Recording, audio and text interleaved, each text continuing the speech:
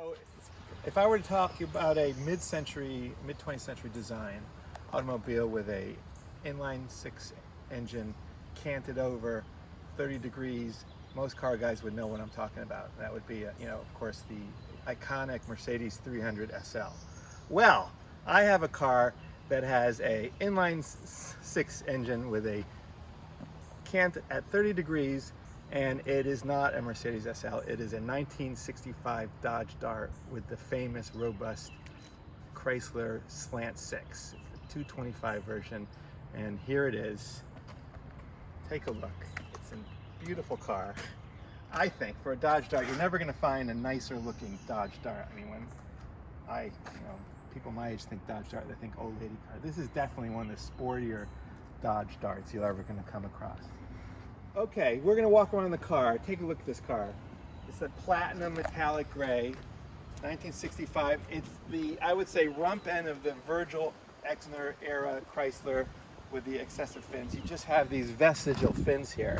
This car was customized by its previous owner as the Rat, and he did the racing stripes.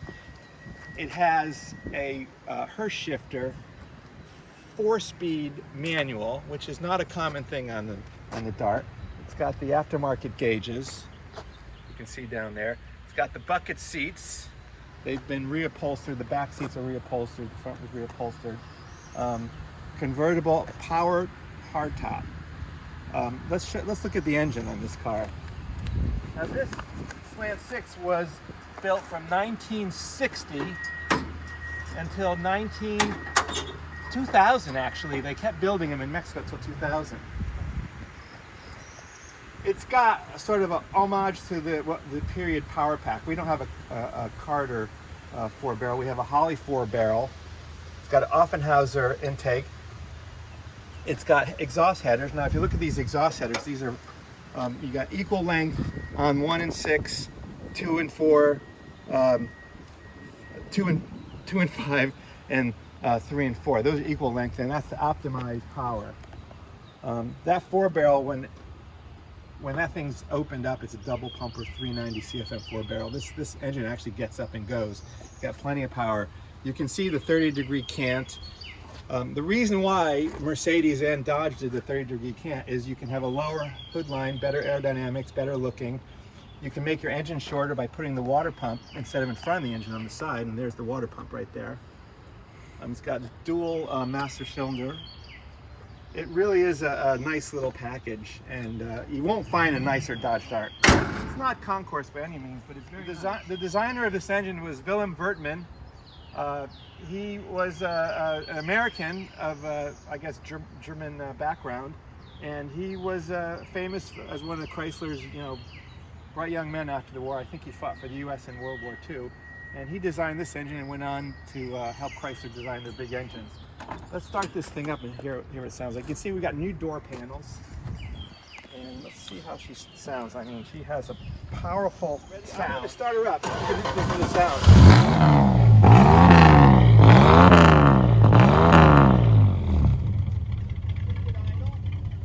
And let's just drive off.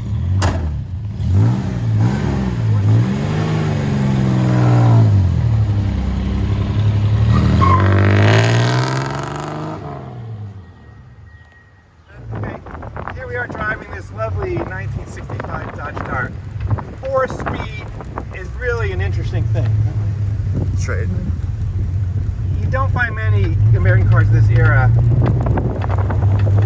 which have, it's not really a sporting pedigree, but this is actually a Dart GT, so it came equipped with the 4-speed. It was Chrysler's answer to the European compacts, which were spreading through American sales at that time. And Chrysler's attempt was to make this small car. It was a compact, but look how large it is. I mean, you can easily put 6 people in it. It's got bucket seats, which makes sense with the stick shift. The Hurst shifter is a aftermarket option. It might have been dealer installed at the time, I don't know. It's got so much torque, you can drive around in second gear all day, honestly. You can stop, go, and then you put your foot down, and she goes. Still in second, 50 miles an hour. Third gear, third gear, and then fourth on the highway, it's